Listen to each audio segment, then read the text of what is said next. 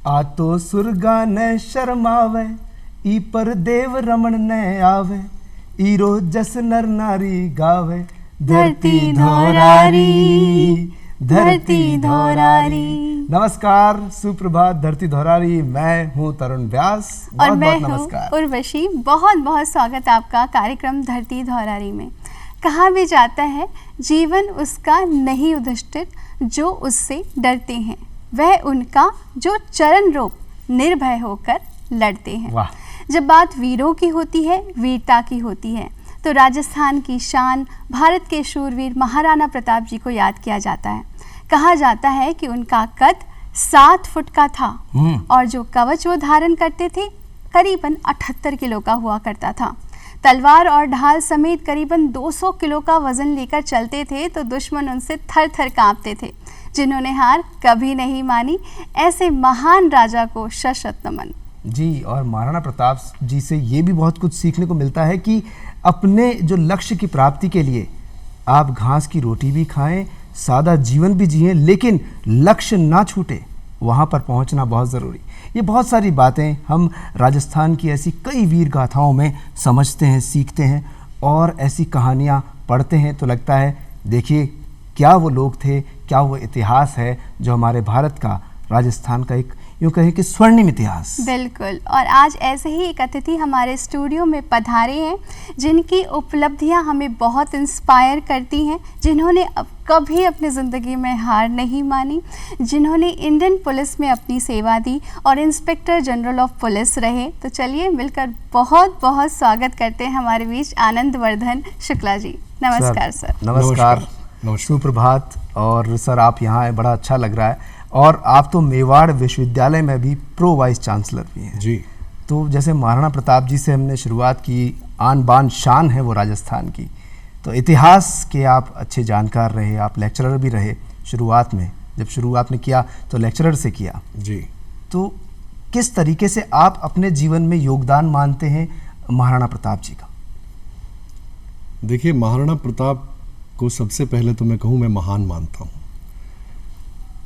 वो व्यक्ति संघर्ष करता रहा, लेकिन अपने सम्मान की खातिर कभी समझौता नहीं किया उस आदमी ने। जहाँ तक मुझे याद है, हल्दी घाटी की लड़ाई जो उनके इतिहास की सबसे प्रसिद्ध घटना है जी। अगर मैं याद करूँ तो 18 जून 1576 को ये लड़ाई लड़ी गई थी। जिस स्ट्रेटजी के साथ, युद्ध संरचना के साथ उन्होंने अपने से कई गुना बड़ी मुगल सेना को दौड़ा दौड़ा के मारा। और आप देखिए उस युद्ध में कहीं हिंदू मुस्लिम नहीं था जी। अकबर की सेना का नेतृत्व कर रहे थे मान सिंह जो जयपुर के राजा थे जी।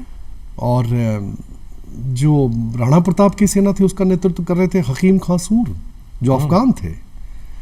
तो ये सम्मान की लड़ाई थी, मेवाड़ की आन बान और शान की लड़ाई थी। और चूंकि मैं मेवाड़ में रह रहा हूं तो निश्चित रूप से महाराणा प्रताप एक प्रेरणा के स्रोत तो हैं। चाहे घास की रोटी खानी पड़े, जंगल में सोना पड़े, अपने बिस्तर का त्याग करना पड़े, लेकिन सम्मान के साथ समझौता वो व्यक्ति कभी नहीं किया उसने। इसलिए निश्चित रूप से महाराणा प्रताप कहीं ना कहीं हमारी प्रेरणा के स्रोत रहते हैं कि जिन चीज़ों पर आपने अपना सम्मान आधारित कर रखा, अवधारित कर रखा है जी। उससे समझौता नहीं करना है। कई बार समस्याएं आती हैं, कई बार ऐसे संकट की घड़ी भी आती है जी। एक बार आंख बंद करके विवेकानंद को याद कर लीजिए, एक बार आंख बंद करके आप महाराणा प्रताप या शिवाजी को याद कर, उस शौर्य को याद कर लीजिए। बस इतना ही काफ़ी है हमें प्रेरणा देने के लिए जी। रामकृष्ण परमहंस को याद कर लीजिए, काफ़ी है प्रेरणा देने के लिए। जिन परिस्थितियों में एक तरह से देखा जाए तो भारत को एक अंधेरे से बाहर निकाल के लाए महात्मा गांधी को याद कर लीजिए जी। तो ये सारे के सारे प्रेरणा के स्रोत हैं, इसमें कोई संदेह नहीं। और आप भी सोर्स हैं प्रेरणा के, आप मोटिवेशनल स्पीकर हैं और आप विदेशों में भी गए, हर जगह गए तो भारत का परचम आपने लहराया, चाहे लोक कलाकारों के ज़रिए या फिर पुलिस के ज़रिए। आप जहाँ भी गए आपने अपना यूँ कहें शौर्य जो है, जो वीरता है वो भी दिखाई। और कहीं ना कहीं हम जब महाराणा प्रताप की बात कर रहे हैं तो वो सब चीज़ें को रिलेट होती हैं, लेकिन यहाँ मोटिवेशनल स्पीकर की जहाँ बात आती है, आप बहुत से लोगों को प्रेरणा देते हैं। तो बहुत सारी बातें उर्वशी के मन में भी है कि कुछ ऐसी चीज़ें पूछी जाएगी। हम सोच रहे थे सर आपसे क्या क्या पूछें, लेकिन ऐसा लग रहा था कि एक ही एस्पेक्ट पे बात करें तो पूरा शो ही निकल जाए। बिल्कुल। नहीं, मैं ये तो नहीं कहूँगा कि मैं शौर्य को और पराक्रम को दिखाने कहीं जाता हूँ, लेकिन हाँ, आप जिस पद पर हैं उसको जस्टिफाई तो आपको करना पड़ेगा। अब चूंकि इतने वर्ष तक पढ़ने पढ़ाने का अनुभव रहा, शुरुआती दिनों में हिस्ट्री पढ़ाता था यूनिवर्सिटी में और कॉलेज में, और मेरा सब्जेक्ट हिस्ट्री था, लेकिन मैं पॉलिटिकल साइंस की क्लास भी ले लेता था, मैं हिंदी साहित्य की क्लास भी ले लेता था। वाह। जी। क्योंकि मेरी रुचि थी पढ़ाने में। अब धीरे धीरे क्या हुआ कि पुलिस में आए, प्रशिक्षण हुआ, उप अधीक्षक के पद पे रहे, फिर अतिरिक्त पुलिस अधीक्षक रहे। उस दौरान फिर मुझे संयुक्त राष्ट्र संघ में जाने का मौका मिला। जब मैं यूएन में गया, पीस मिशन था वो बोस्निया में, तो हमारी नेचुरली पोस्टिंग के पहले एक ट्रेनिंग होती है। ट्रेनिंग हुई क्रोएशिया में, जाग्रेब में। ये सब युगोस्लाविया के टुकड़े हैं, सब अलग अलग। तो वहाँ सपोर्ट यूनिट में मुझे याद है, जो मेरी बॉस हुआ करती थी, एक लेडी ऑफिसर थी अमेरिका की। तो ट्रेनिंग जब पूरी हुई, 7 दिन की हम जाने लगे, तो हमने उनसे कहा कि आपके जो अमेरिकन प्रशिक्षक हैं, इनको अभी फंडामेंटल ही क्लियर नहीं है कि पढ़ाएं कैसे। ये तो आप कैसे कह रहे हो? मैंने कहा हिस्ट्री ऑफ युगोस्लाविया इन लोगों ने पढ़ी नहीं है, यहाँ क्लास में पढ़ के पढ़ा देते हैं। ऐसे नहीं होता है। आप किसी विषय को छूते हैं तो पहले उसको जिए, उस विषय को जिए, खुद जिए, आप उसको समझें।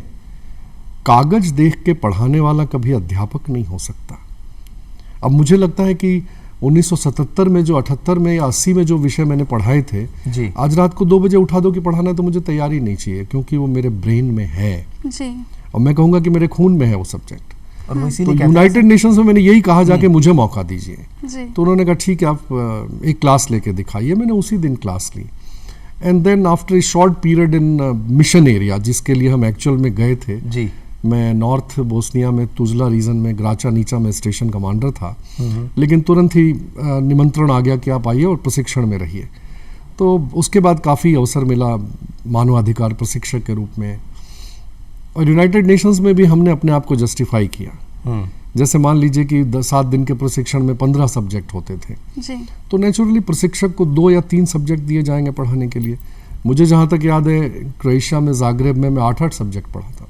क्या बात है। मैं खुद डायरेक्टर से जाके कहता था इलेक्शन मॉनिटरिंग भी मैं पढ़ाऊंगा, जी। स्ट्रेस मैनेजमेंट भी मैं पढ़ाऊंगा, कल्चरल सेंसिटिविटी भी मैं पढ़ाऊंगा। और वो भी बहुत खुश होती थी कि अरे चलो कोई ऐसा है जो आगे चल के।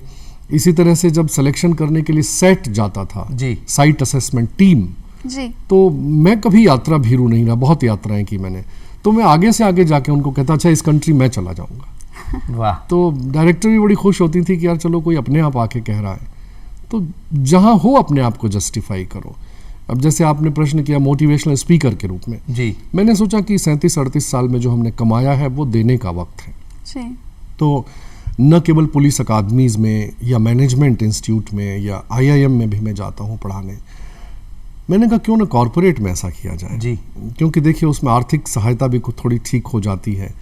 तो मैंने कॉरपोरेट में प्रयास किया, और वहाँ मैंने देखा कि कॉरपोरेट में भी अच्छे ट्रेनर्स की कमी है, जो आपको time management, stress management, leadership, team building, group behaviour, group dynamics, gender sensitivity, सारे सब्जेक्ट पढ़ाने की ज़रूरत पड़ती है। तो मैंने उसमें अपना मेहनत तो करनी पड़ती है, क्योंकि हमारा सेशन जब भी होता है पूरे दिन का होता है। जी।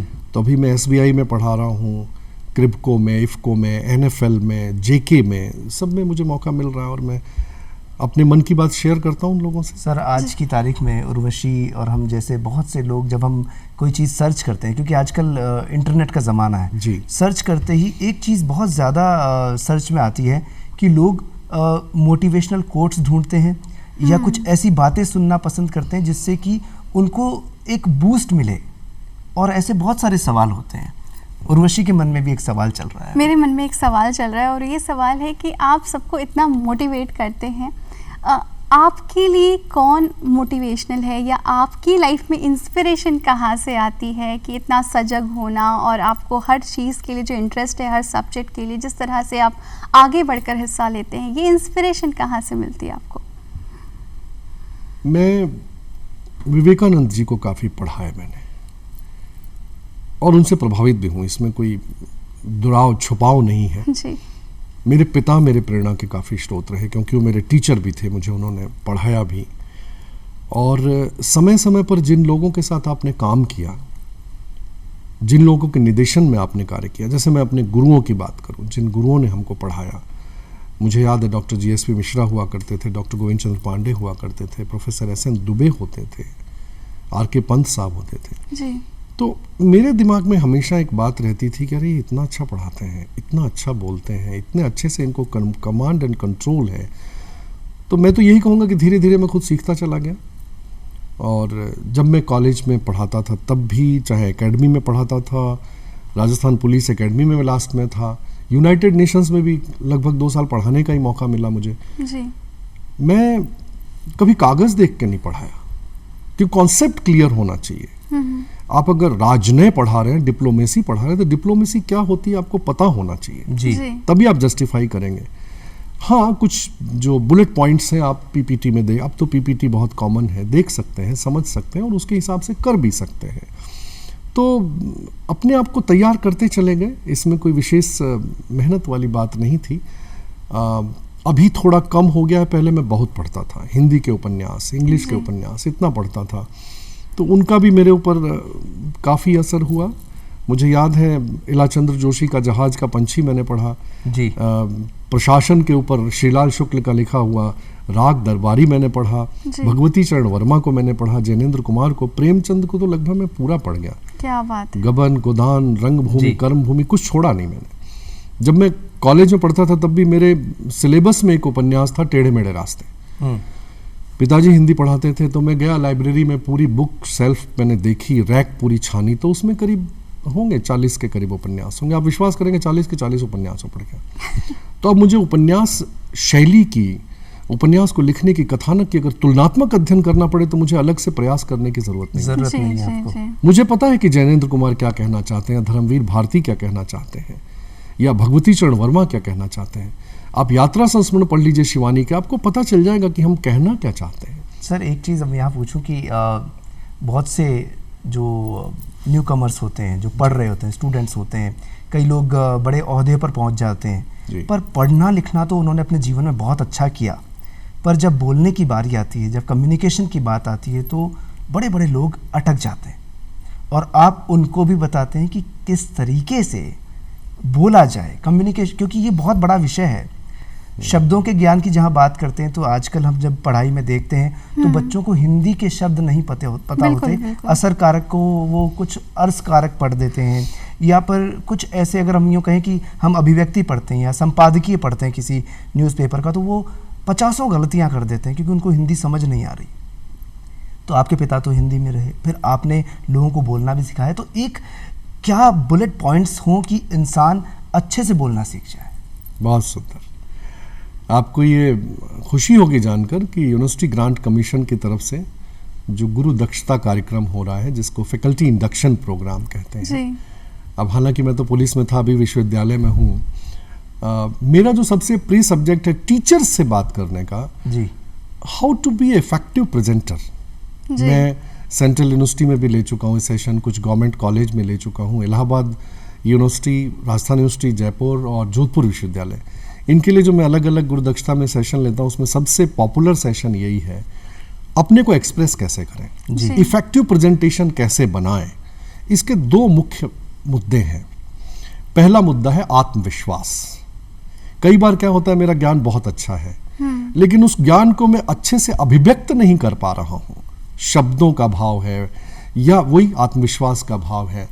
दूसरा, जो सब्जेक्ट है उसको अच्छे से आपने पढ़ा है क्या, तुलनात्मक अध्ययन किया है क्या। जैसे मान लीजिए आप क्लास में कुछ भारत की विदेश नीति पढ़ा रहे हैं आप जी, तो नेचुरली विदेश नीति के फंडामेंटल्स जो हैं फॉरेन पॉलिसी के आपको पता होने चाहिए। अगर आप सोशल कॉन्ट्रैक्ट पढ़ा रहे हैं तो हॉब्स, लॉक, रूसो आपके ब्लड में होने चाहिए। इतिहास पढ़ा रहे हैं, 2 विश्व युद्धों के बीच का अंतर्राष्ट्रीय संबंध पढ़ा रहे हैं, तो वो आपके नॉलेज में होना चाहिए। दूसरा, अपने को अपडेट नहीं करते लोग। अब मैं 1999 में जो पढ़ाता था वो 2022 में रिलेवेंट नहीं है, अपडेट करना पड़ेगा। आप डॉक्टर्स को देखिए, रोज रिसर्च होती है जी। तो आज से 20 साल पहले जो डॉक्टरी आपने सीखी आज अपडेट नहीं है, बहुत आगे बढ़ चुके हैं। इसी तरह से पहले हम इतिहास पढ़ा करते थे, ठीक है। अब हिस्टोरियोग्राफी इंपॉर्टेंट हो गई है। हिस्टोरियोग्राफी क्या है? इतिहास लिखने का इतिहास। इतिहास लिखवाया गया या इतिहास लिखा गया, मेगस्थनीज आया, उसने चारों तरफ देखा, लिख दिया। जी, फाहियान वैनसॉन्ग आए, चारों तरफ देखा, उन्होंने लिख दिया। लिख दिया। लेकिन आईने अकबरी लिखवाया गया। जी, तुलसीदास की रामचरितमानस किसी ने लिखवाई नहीं। स्वांतः सुखाय परजन हिताय, नाना पुराण निगमागम क्वचित अन्योपि। तो जो सहज उत्पन्न होता है वो नेचुरल होता है, प्रकृतिस्थ होता है। जी, लिखवाया जाना एक अलग है। जैसे मान लीजिए कि किसी राजा के दरबार में कोई गीत गाने वाले जो चारण भाट होते हैं वो होते हैं, क्या उनकी हिम्मत है कि राजा के खिलाफ लिख दें? नहीं। उनको अशरफी चाहिए भाई। तो जो बैठ के इतिहास लिख रहा है उसको क्या करना है? वही लिखना है जो लिखवाया जा रहा है। जी, जी, तो उन दोनों में फर्क करिए आप।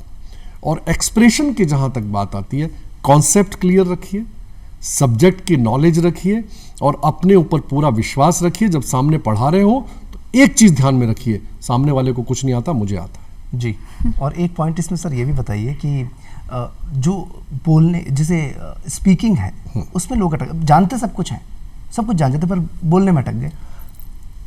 देखिए इसमें दो विषय है, थोड़े से आपस में जोड़िए इनको आप। एक तो कई बार आंचलिकता जो है वो हावी हो जाती है।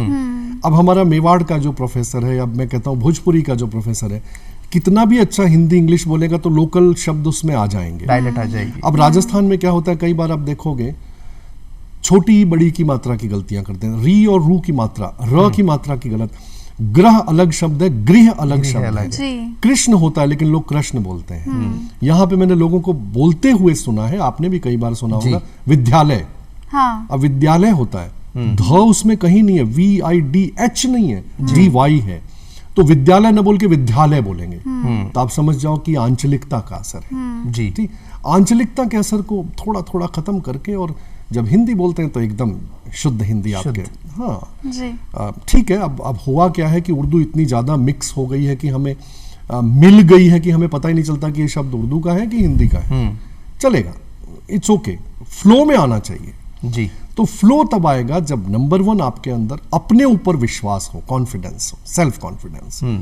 किसी भी स्थिति से मैं निकल जाऊंगा। मैं थिएटर की बात करूं, आप दोनों थिएटर से रिलेटेड हैं। जी, अब एक नायक होता है, थिएटर के सीन में प्रवेश करता है, उसके डायलॉग उसको बोलने हैं, जी, लेकिन वो पहला कदम लेते ही तारों से उलझ के गिर पड़ता है। उसके डायलॉग में कहीं नहीं है, लेकिन उसने डायलॉग बना लिया, मैंने कितनी बार कहा कि इन तारों को ठीक से रखा करो लेकिन तुम तो सुनती ही नहीं हो। अब आधी जनता ये सोचेगी कि ये इस डायलॉग में है।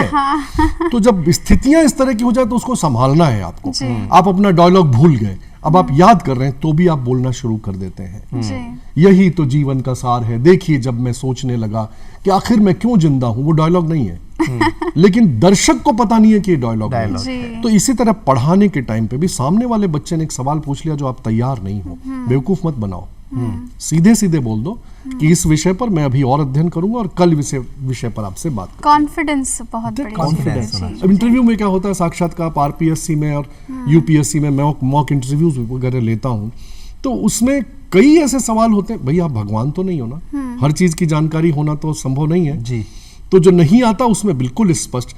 अब मेरे साथ ही हुआ था एक इंटरव्यू में कि ऐसे विषय पर मुझसे सवाल पूछा गया जो मेरा विषय नहीं था। जी, मैंने प्राचीन भारत के इतिहास में MA किया है। अगर मध्यकालीन में रैयतवाड़ी प्रथा या राजस्व रेवेन्यू जो टोडरमल की है या शेरशाह सूरी के पूछ लिया, मैं तैयार नहीं था।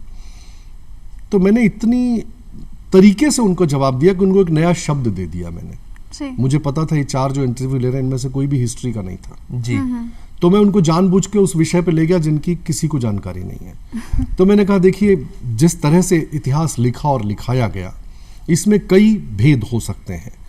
क्या वास्तव में शेरशाह सूरी को कॉपी किया गया राजस्व व्यवस्था में या टोडल में अपनी, लेकिन हिस्टोरियोग्राफर्स का ये मानना है जी, कि जो इतिहास लिखाया गया वो अलग है और हिस्टोरियोग्राफी। तो अब एक ने पूछा ये हिस्टोरियोग्राफी क्या है? That was my subject. क्या जी, तो मैं उनको अपने सब्जेक्ट पे ले आया। पढ़ते पढ़ाते समय, बोलते समय आप इस बात का ध्यान रखें जी, कि जिस पर आपको मास्टरी है उस विषय को मत छोड़िए। क्या बात है, बहुत अच्छा। कैसे वहां पे आप ले आएंगे सामने वाले को पता भी नहीं चलेगा। हाँ, एक्सप्रेशन के समय क्या होता है, स्टूडेंट से जब आप बात करते हैं, जब मैं लेक्चरर्स प्रोफेसर से बात करता हूँ जी। कि इफेक्टिव प्रेजेंटेशन कैसे किया जाए, आजकल PPT बनाने का बहुत ज्यादा चलन है, इलेक्ट्रॉनिक क्लासरूम्स वगैरह बन रहे हैं, जी। तो आप उनको यूज करिए। अब 1947 या 1958 या 1962 वाली पढ़ाई नहीं है। अब आपके बच्चे पढ़ के आते हैं, मैंने जानबूझ के, एक बार मुझे मौका मिला, मेरे बच्चे लंदन रहते हैं तो मैं जाता रहता हूँ, लंदन स्कूल ऑफ इकोनॉमिक्स में मेरे को एक क्लास अटेंड करने की परमिशन ली मैंने, और देखा मैंने, आप विश्वास करिए कि फंडामेंटल ही डिफरेंस है पढ़ाने में। जी, प्रोफेसर तो तैयार होके आता है, लेकिन आप विश्वास करो बच्चे उससे ज्यादा तैयार होके आते हैं, क्या बात। क्योंकि 5 दिन पहले 7 दिन पहले उनको टॉपिक दिया जाता है कि 21 जुलाई को इस विषय पे बात होगी। Now everyone is prepared. Great. अब you can imagine about the professor, I think कोई साउथ इंडियन प्रोफेसर था, I forgot the name, and it was quite interesting the way, जैसे मान लीजिए कि 1 घंटे की क्लास है तो आधा घंटा तो सेशन चला, आधा घंटा इंटरेक्टिव रहा, कंटिन्यूअस लोग बात करते रहे, because that is London school of economics. हाँ, तो- अपने यहाँ भी दिल्ली स्कूल ऑफ इकोनॉमिक्स है, जी। तो अब आप उम्मीद करो कि हर कॉलेज में ऐसा, लेकिन हाँ, प्रयास हर अध्यापक कर सकता और एक बहुत अच्छी चीज़ सर, मैं पढ़ता रहता हूँ तो मुझे भी बहुत अच्छी चीज़ मिली एक, कि प्रेजेंटेशन के लिए जब किसी को कहा जाता है या किसी एक ही सब्जेक्ट पे, मान लीजिए इनसे पूछा गया, इन्होंने अपनी बात कही, मुझसे पूछा गया, फिर किसी और से, जब तक नंबर आया किसी का, जिसका भी आना है, तो लोग क्या सोच रहे होते हैं, मैं क्या बोलूँगा, अरे इन्होंने तो ये बोल दिया, मैं क्या बोलूँगा। लेकिन होना क्या चाहिए, मैं उसी बात को किस अंदाज में बोलूँगा, ये इंपॉर्टेंट हो जाता है। बिल्कुल, If I'm बिल्कुल। अभी 2-1 साल पहले महासमर के लेखक नरेंद्र कोहली साहब हैं जी। शायद, जिन्होंने 8 अंकों में महाभारत की पूरी कथा लिखी है, उनका एक लाइव चल रहा था सेशन यहीं पे, नॉट ऑन दूरदर्शन, किसी होटल में था, हम भी वहाँ बैठे हुए थे। तो उन्होंने जो अपनी बात कहनी थी, और शायद पंत साहब जो दैनिक भास्कर के थे वो इंटरव्यू ले रहे थे, इट वाज क्वाइट इंटरेस्टिंग। मैंने नरेंद्र कोहली को पूरा पढ़ा है, मैंने शर्मा जी को कृष्ण की आत्मकथा भी मैंने पूरी पढ़ी है, और देखता हूँ कि किस तरह आप धार्मिक कथाओं को एक कहानी के रूप में, एक उपन्यास के रूप में प्रस्तुत करते हैं। जो अमीश त्रिपाठी हैं, जिन्होंने बिल्कुल। शिव ट्रायोलॉजी लिखी है, या जी। राम सीता रावण लिखा है, जी, उन्होंने उसको धार्मिक किताब के रूप में नहीं लिखा है, नहीं। ठीक है ना। जैसे हिंदी साहित्य की हम बात करें तो रामचरितमानस पूरी तरह से राम का चरित्र है, जी। राइट। अब केशव की रामचंद्रिका में आप राम का चरित्र मत तलाश कीजिए, वो व्याकरण है, जी, है ना, तो उनको आप उससे तुलना नहीं कर सकते। इसी तरह से जो उपन्यास के रूप में लिखे गए, अब कुछ कैरेक्टर ऐसे क्रिएट किए गए क्योंकि किताब बेचनी है, बात करनी है, तो सामने जो श्रोतागण बैठे थे, उन्होंने नरेंद्र कोहली के एक पर्टिकुलर कैरेक्टर के बारे में उनसे सवाल कहा कि इसके बारे में आपने, अब उनके सवाल से मुझे लगा कि उन्होंने बुक पढ़ी नहीं है, जी, मुझे लगा कि नहीं पढ़ी है। सामने बैठे थे नरेंद्र कोहली साहब, मैंने कहा सर मैं इनके प्रश्न का उत्तर दूं अगर आप कहें तो, क्योंकि मैंने उसको पढ़ा है, उस पूरे सीक्वेंस को पढ़ा है मैंने। तो मैंने उनसे, जो जिन्होंने सवाल पूछा, उन्हीं से माइक लेके, कॉर्डलेस आ गया मेरे पास, मैंने पूछा कि सर ये बताइए आपने इस पूरे ग्रंथ को पढ़ा है महासमर को, या उस पर्टिकुलर 6 नंबर जो है इसका विशेषांक, उसको पढ़ा है आपने? बोले हाँ। तो मैंने कहा इसके जस्ट एक पृष्ठ पहले ही उसका वर्णन दिया हुआ है जो आप बोल रहे हैं, अगर आपने पढ़ा होता तो शायद आपको वहाँ पता जी। होता। और दूसरी बात ये, तो नरेंद्र कोहली जी वहीं से बोले, देखिए जी प्रश्न पूछने के लिए प्रश्न मत पूछिए, अगर नहीं पढ़ा तो मत पूछिए। जी, तो जब तक कि आप एक्चुअली प्रिपेयर्ड नहीं हो, even for the teachers I tell you, जी, अध्यापक पढ़ाना जानता है, उसने 10 दिन पहले क्लास ली है, 20 दिन पहले क्लास ली, अब दूसरी क्लास है, तो उसको अपने आप को अपडेट करना करना पड़ेगा, बिल्कुल बिल्कुल। अगर आप अंतर्राष्ट्रीय संबंध पढ़ाने जा रहे हैं तो आज की घटना भी आपकी नॉलेज में होनी चाहिए, जी, बिल्कुल, तब आप पढ़ा सकते बहुत सही। एक और टॉपिक है, एक और सब्जेक्ट है जिस पर आप बात करते हैं, be happy it's never late, यानी कि खुश रहिए, कभी भी देर नहीं होती। मैं इसके बारे में जानना चाहती हूँ आपसे। ये मैं कहूँ कि मेरे जो मोटिवेशनल स्पीकर के रूप में सबसे ज़्यादा हॉट वांटेड सब्जेक्ट है वो जी। यही है, how to be happy in life, जीवन जी। में खुश कैसे रहें। मनुष्य की और भारत में कुछ ज़्यादा है। हमारे यहाँ क्या होता है, देखिए आपको बड़ा अच्छे से पता होगा कि बेटी जिस दिन पैदा हुई ना घर में, उसी दिन से बचत की सोचने लगते हैं जी, कि अब बेटी को शादी करेंगे, ये करेंगे, ये प्लॉट खरीद लें, ये। अब ये कल्चर वेस्ट में नहीं है, तो वो लोग कभी ये नहीं सोचते क्या करना है, या बेटा हुआ तो उसकी पढ़ाई की तैयारी शुरू, क्योंकि हमारा सामाजिक ताना बाना इस तरह का है। तो हम लोग जब खुशी मनानी होती तो चिंता मनाना शुरू कर देते हैं, जब मिठाई बांटनी होती तो मुंह ऐसे लटका के बैठ जाते हैं। What nonsense. जी, आप जीवन को जिए। अब देखिए, आप टूरिज्म की बात करें, आप हिंदुस्तान में जो यात्राएं की करते, पर्यटन जो है, तो हमारे यहाँ एक, आप विश्वास कीजिए, यूरोप के काफ़ी सारे और दुनिया के काफ़ी सारे देशों का मैंने भ्रमण किया है, देखा है, उनको जिया है, उनके साथ रहा हूँ। हमारे यहाँ जब टूरिज्म की बात करते हैं, एक नया कॉन्सेप्ट आपको दे रहा हूँ, तो हम सबसे पहले तीर्थ यात्रा की सोचते हैं। वैष्णो देवी चलें, चार धाम कर लें। बिल्कुल। चार धाम करें। हम कभी भी ये नहीं सोचते कि चलो श्रीनगर चलते हैं, गुलमर्ग चलते हैं, वो सेकंड कॉन्सेप्ट। तो जो हमारी पोटेंशियल है टूरिज्म की इंडिया की, आप विश्वास करिए 10% से ज्यादा उसका दोहन नहीं होता है। आप पूरे उत्तराखंड में चले जाएं, अल्मोड़ा चले जाएं, कौसानी चले जाएं, रानीखेत चले जाएं और आगे चले जाएं, आपको स्विट्जरलैंड जाने की जरूरत नहीं है। हमारे यहाँ है स्विट्जरलैंड जी।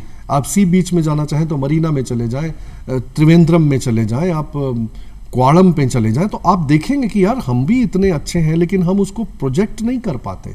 मैं चित्तौड़ की ही बात करूं, चित्तौड़ में अगर कोई टूरिस्ट आता है तो हम ले दे के किला दिखाते हैं, लेकिन चित्तौड़ जिले में कितने सारे इतिहास के पन्ने दबे हुए हैं, कितनी कितनी जगहें और कितनी कितनी घटनाएं हैं, उसको हम प्रेजेंट नहीं करते।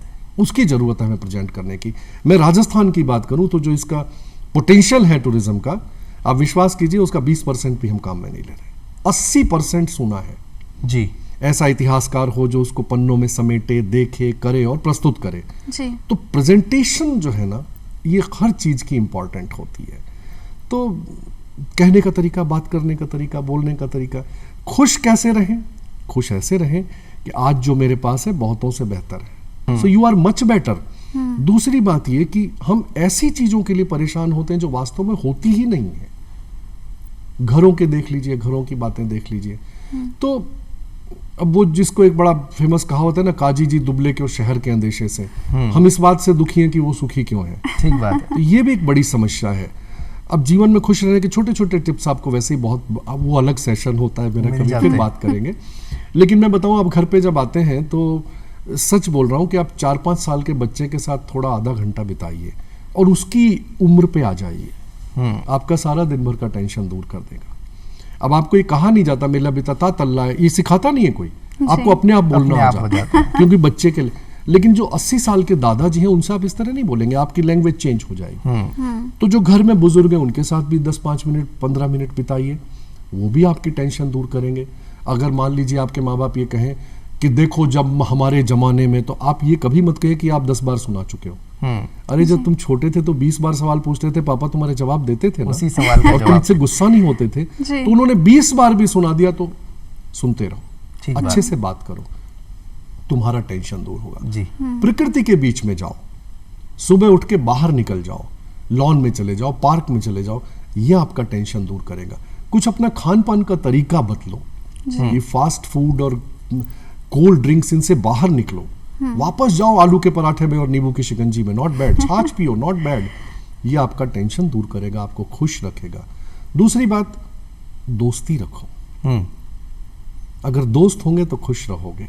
सर, आपके भी बहुत से दोस्त हैं, आप और आपके चेहरे पर जो खुशी हमेशा झलकती है, उसमें मैं कहीं थिएटर को भी देखता हूँ तो कहीं फिल्मी दुनिया भी मुझे नज़र आती है।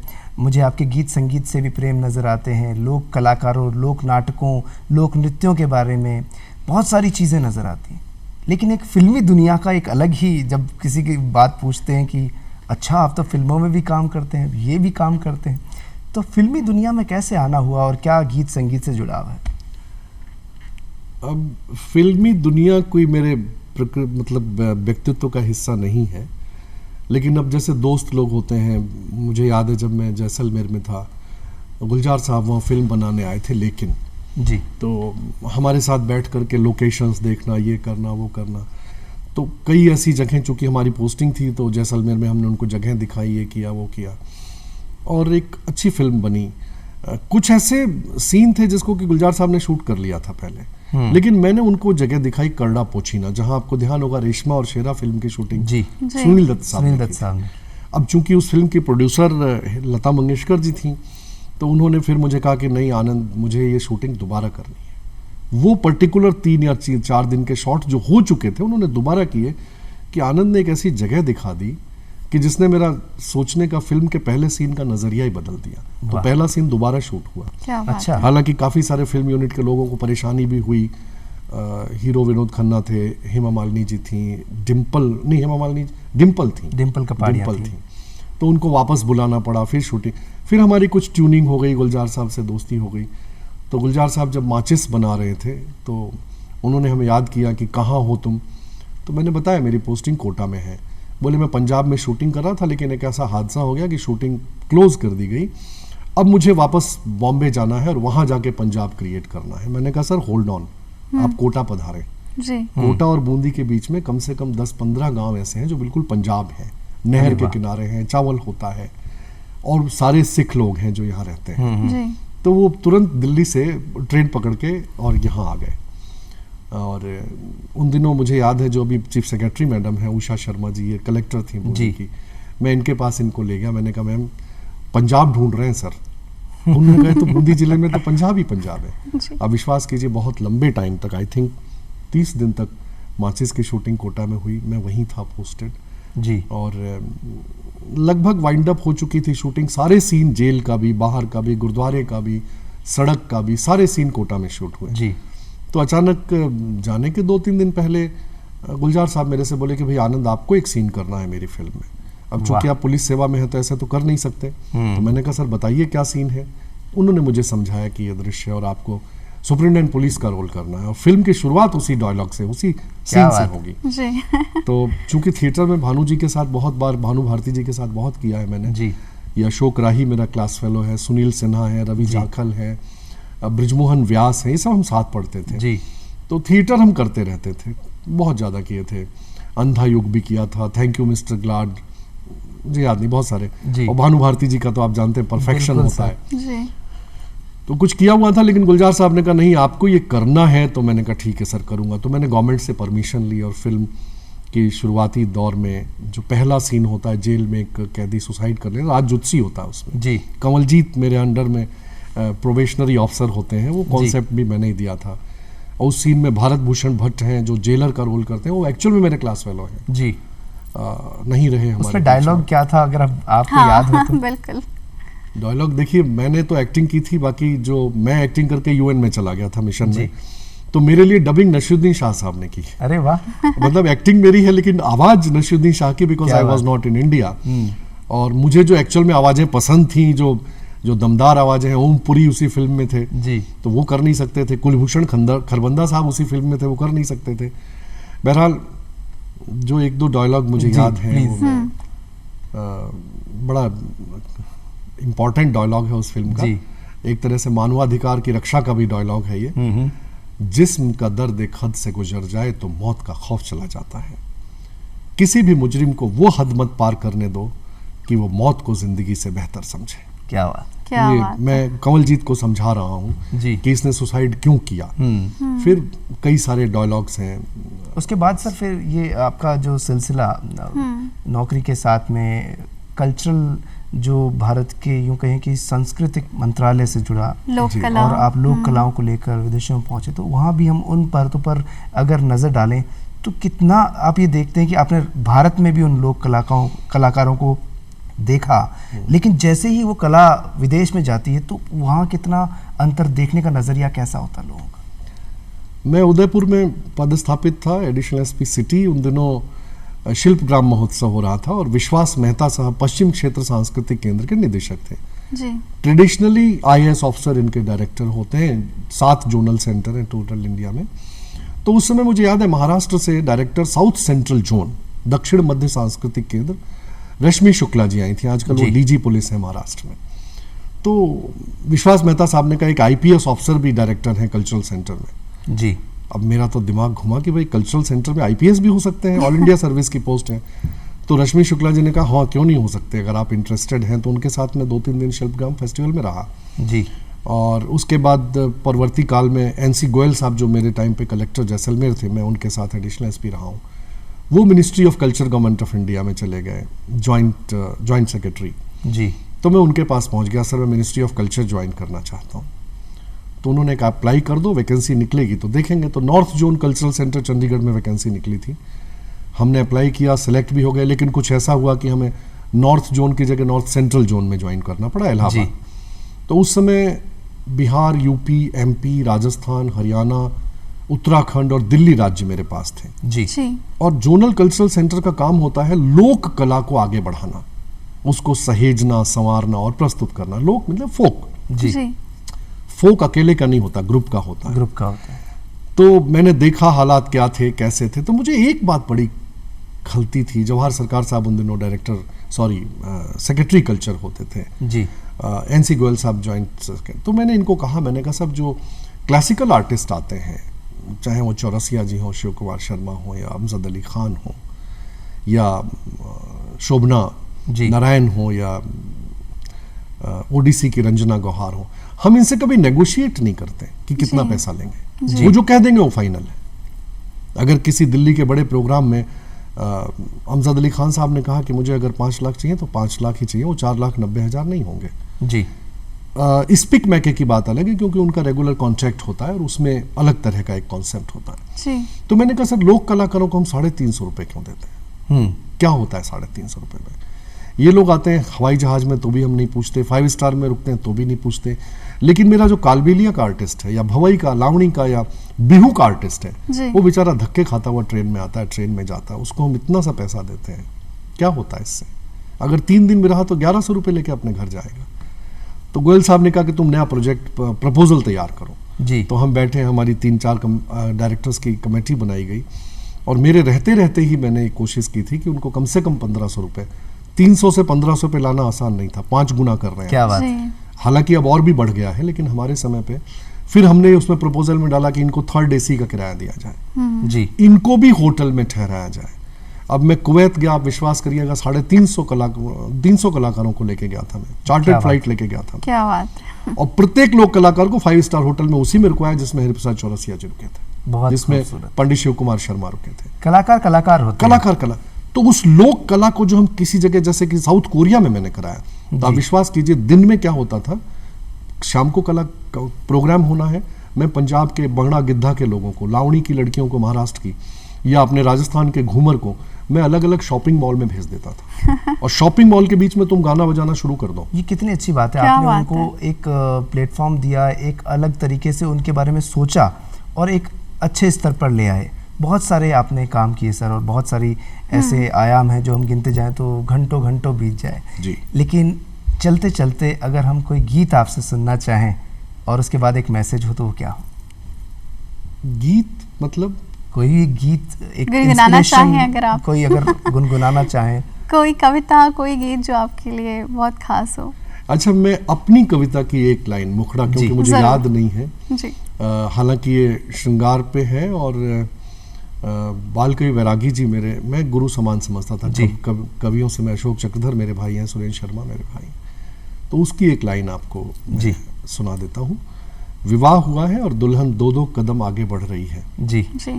तो ये अपनी मेरी कविता है। झनक झनक नव किस लय झूम उठी, उसने मचल के जो हौले हौले पांव धरे, नव किस लय दृग शंका से भरे हुए, अधर अधर रस कस के भरे हुए, कांपते हाथों से नव यौवन को ढांप लिया। इस तरह की लंबी कविता, बहुत ही खूबसूरत। अच्छा। आप तो यूँ कहें मल्टी टैलेंटेड है, काफ़ी चीज़ें आप में समाहित हैं। आप यहाँ पर आए, आपका बहुत बहुत शुक्रिया। आनंद वर्धन शुक्ला जी, बहुत बहुत धन्यवाद। धन्यवाद सर। उर्वशी, अब चला जाए? बिल्कुल, तो समय कहता है कि अब आपसे विदा लें, वापस आपसे दोबारा मुलाकात होगी। बहुत सारा अपना ख्याल रहिए, स्वस्थ रहिए, मस्त रहिए। नमस्कार।